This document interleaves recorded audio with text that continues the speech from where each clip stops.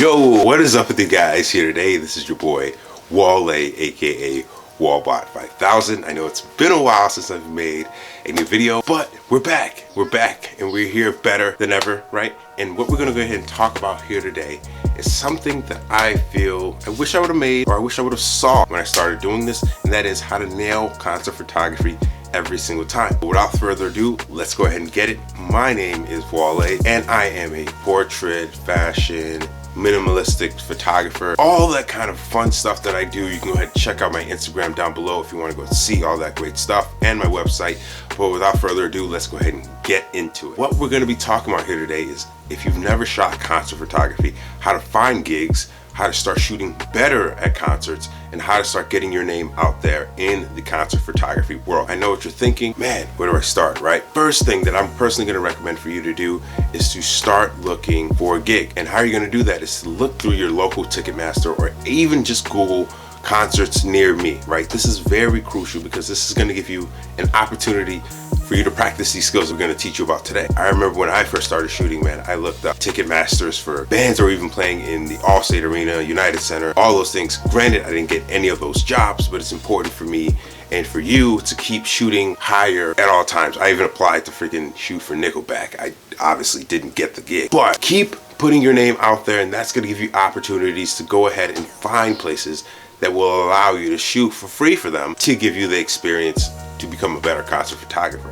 So that's gonna be how you're gonna find gigs. So after you do that, and after you find a gig that is willing to let you shoot for them for free, whether it be a band or an artist, second tip that I'm gonna go ahead and give you, and this is gonna help you so much in the future, is to listen to the artist that you're shooting. I know this sounds super simple, but this is gonna help change your ability to get a great shot in that moment tenfold, right? Because if you listen to a song and you know this is when the drops come in, man, or this is when that solo comes on, you're gonna know what shots you need to take before you even take them. When you're first starting, you're just gonna take a lot of shots because you just don't know what other moments. But when you start listening to the artist's music, you know this is the part where the crowd chants. This is the part where the artist goes insane, and that's gonna help you minimize the amount of shots that you have to take in order to get an effective photo. So while you're doing that, you're thinking to yourself, man, okay, I listened to the music, I found an artist that I can go ahead and shoot for.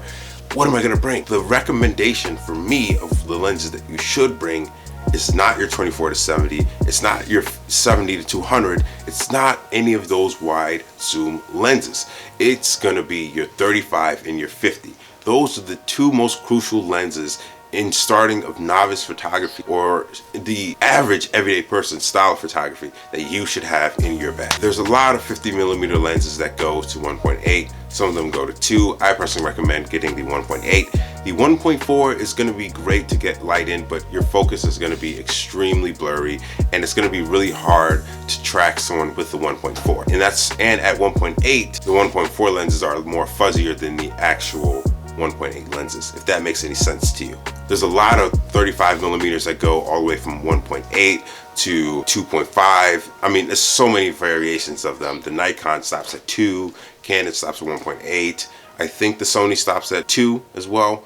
There's so many variations of those, but I think those are the important lenses to get because they give you the most amount of coverage that you can go ahead and use post to go ahead and crop it and to get a different feel of the photo while still giving you a lot of light to introduce into your subject. After you have the fast glass, after you have all the information that we've given you, another really important tip is, I personally, depending on the camera that you have, I love to shoot at 1/25th of a second at my shutter speed, if not a little bit lower than that, because what that gives you is the little motion blur that allows you as the viewer of the photo to understand this artist is playing an instrument while you're capturing the sharpness of their face or something that's still, that gives you a really cool composition to the photo. And obviously this is all preference based. It's not something that everyone shoots. It's not something that you have to shoot, but it's just something that I recommend in concert photography that makes it look pretty cool in my opinion. Boom, after you get all that, you give the photos to the band, and then next thing you know, you might be working another gig, and that's how you get more and more gigs for your ability to start shooting more and more concert photography. These are the steps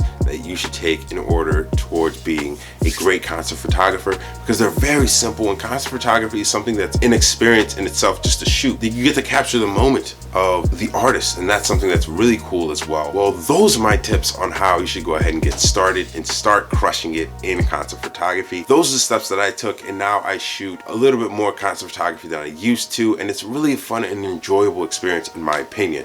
So that's how you should go and get started, and that's how you're gonna start killing it. And without further ado, my name is Wale, and I'm out. Peace.